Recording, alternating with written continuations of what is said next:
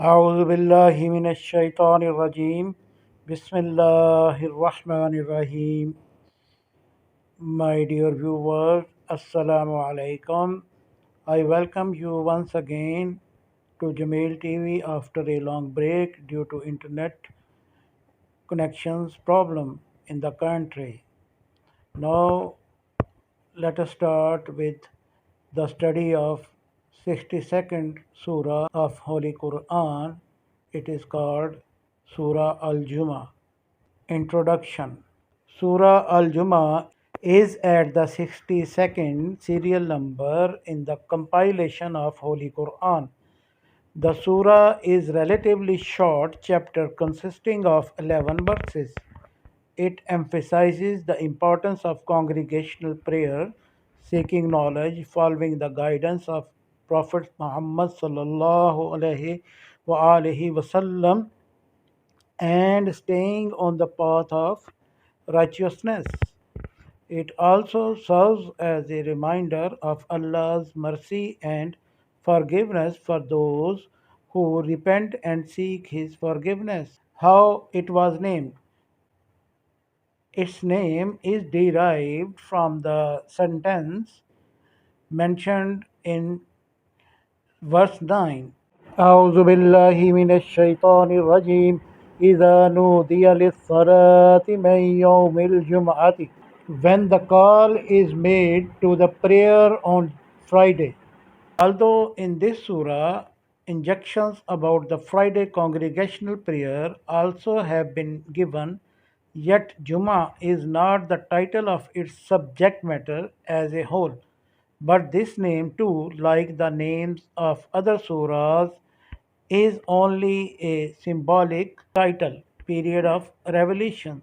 The period of revelation of the first section from verse 1 to 8 is after Hijrah 7, and probably it was sent down on the occasion of the conquest of Khyber or soon after it. Bukhari, Muslim, Tirmidhi, Nisai, and Ibn Jarir have related on the authority of Hazrat Abu Huraira radiallahu anhu that he and other companions were sitting in the Holy Prophet sallallahu alaihi wasallam assemblies when these verses were revealed about Abu Huraira radiallahu anhu. It is confirmed historically that he entered Islam after the truce of Hudaybiyah and before the conquest of Khyber. The Khyber was conquered according to Ibn Hisham in Muharram and according to Ibn Sa'd in Jamadul Awwal after Hijrah year 7.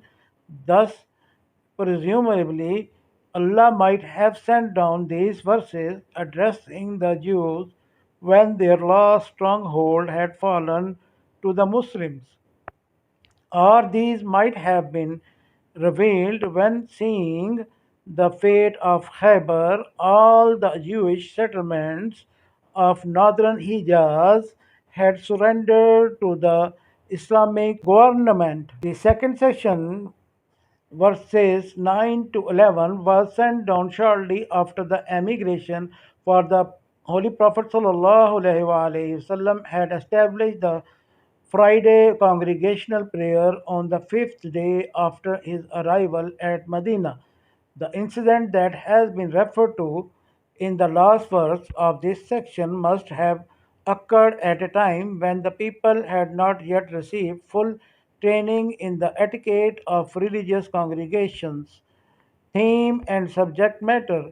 As we have explained above, the two sections of this surah were sent down into different periods. That is why their theme as well as their audiences are different. Although there is a kind of harmony between them on account of which they have been put together in one surah, yet we should understand their theme separately before we consider the question of their harmony. The first section was sent down at a time when all Jewish efforts to obstruct the message of Islam during the past 6 years had failed. First, in Medina, as many as three of their powerful tribes had done whatever they could to frustrate the mission of the Holy Prophet ﷺ, with the result that one of the tribes was completely exterminated and the other two were exiled. Then, by intrigue and conspiracy, they brought many of the Arab tribes together to advance on Medina, but in the Battle of the Trench, they were all repulsed. After this, Khyber had become their stronghold, where a large number of Jews expelled from Medina also had taken refuge. At the time these verses were revealed, that too was taken without any extraordinary effort, and the Jews, at their own request, agreed to live there as tenants of the Muslims. After this final defeat, the Jewish power in Arabia came to an end. Then Wadiul Qura, Fadak, Taima, Tabuk all surrendered one after the other, so much so that all Arabian Jews became subdued to the same Islam which they were not prepared to tolerate before. This was the occasion when Allah Almighty once again addressed them in this surah, and probably this was the last and final address that was directed to them in Quran. In this, they have been reminded of three things. You refuse to believe in this messenger only because he was born among a people whom you contemptuously called the Gentiles. You were under the false delusion that the messenger must necessarily belong to your own community. You seem to have been convinced that anyone who claimed to be a prophet from outside your community must be impostor, for this office had been reserved for your race, and a messenger could never be raised among the Gentiles.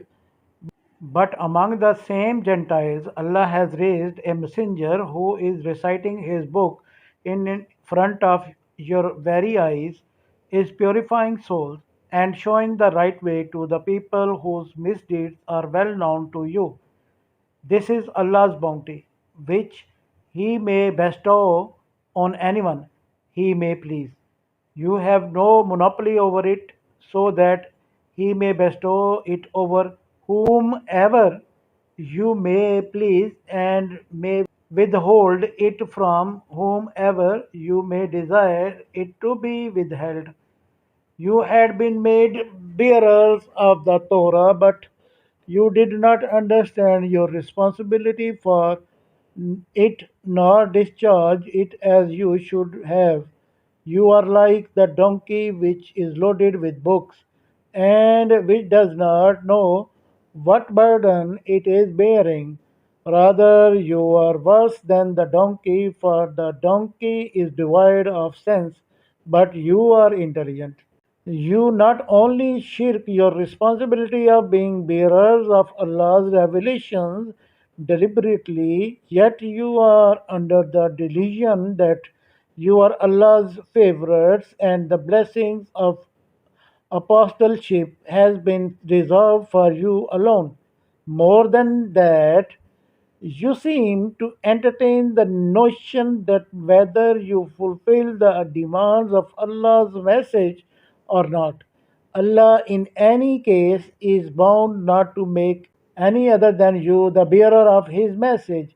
If you really were Allah's favorites and you were sure of having a place of honor and high rank reserved with him, you would not have feared death so much as to prefer a life of disgrace to death. It is only because of this fear of death that you have suffered humiliation after humiliation during the past few years. This condition is by itself a proof that you are fully conscious of your misdeeds, and your conscience is aware that if you die with these misdeeds, you will meet with a greater disgrace before Allah in the hereafter than in this world.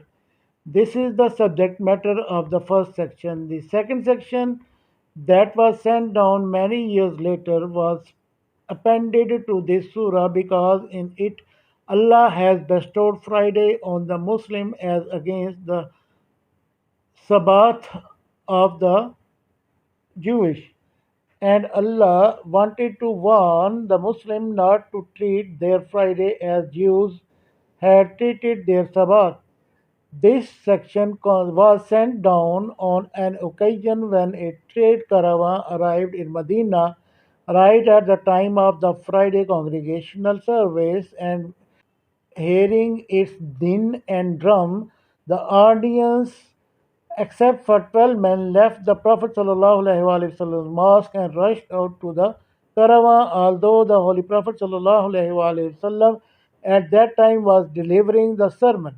Thereupon it was enjoined that after the call is sounded for the Friday prayer, all trade and businesses and other occupations become forbidden.